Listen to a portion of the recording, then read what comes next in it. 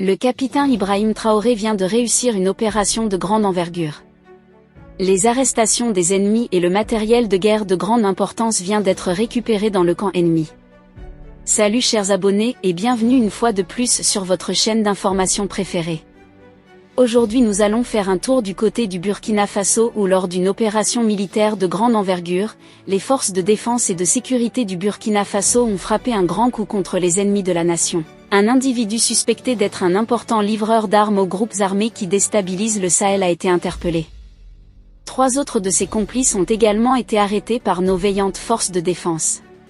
Ces arrestations sont le fruit d'un travail de renseignement et de coordination exemplaire mené par nos veillantes forces armées dans un contexte sécuritaire toujours délicat. Les suspects seront donc prochainement présentés au capitaine Ibrahim Traoré, président de la République du Burkina Faso, pour qu'ils répondent de leurs actes et pour qu'ils servent d'exemple aux autres cas. Jusqu'à présent, la main tendue du gouvernement reste toujours d'actualité et ceux-là sont bel et bien appelés à déposer les armes et sortir de la brousse. Eh bien les amis, c'est là en quelque sorte l'information qui en ce moment est véritablement en train d'enjailler plusieurs personnes du côté du Burkina Faso.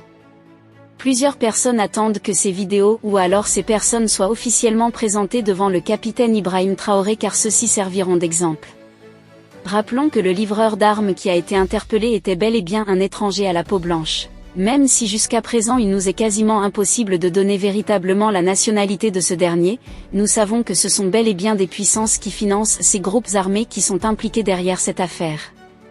Rappelons que tout récemment, l'Ukraine semble s'être démarquée et avoir même officiellement affirmé et se réjouit d'une attaque contre nos 20 forces de défense dans la localité de Tinzaouaten au Mali.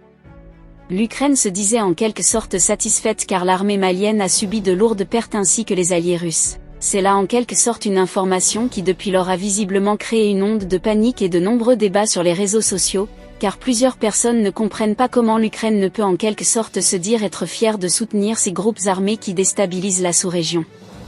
Depuis lors, l'Ukraine s'est ajoutée à la liste des pays qui sont suspectés comme étant des pays qui financent ces groupes armés dans la sous-région. Eh bien les amis, c'est là en quelque sorte l'information du jour, la nouvelle est véritablement historique et nous ne saurons donc terminer cette vidéo sans en quelque sorte féliciter grandement les forces de défense pour tout le travail abattu, sans oublier les dirigeants de l'AES à savoir le capitaine Ibrahim Traoré, le général Assimi Goïta et le général Tiani pour tout l'effort consenti ainsi que l'appui aux côtés des forces de défense ainsi que pour leur programme de gouvernement transparent qui jusqu'à présent met véritablement en joie tous les peuples de l'AES. Nous profitons également de l'occasion pour appeler tous les 20 peuples de l'AES de rester plus que jamais unis derrière leurs dirigeants afin que la déstabilisation de ces derniers ne puisse pas être chose facile.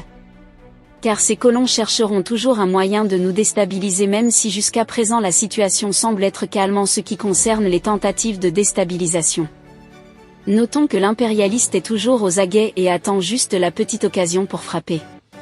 Qu'est-ce que vous en pensez pour ce qui est de cette nouvelle note d'information ? Partagez massivement la vidéo avec vos amis si vous l'avez notamment trouvée intéressante. Abonnez-vous à la chaîne si ce n'est pas encore fait et à très bientôt pour de nouvelles notes d'information.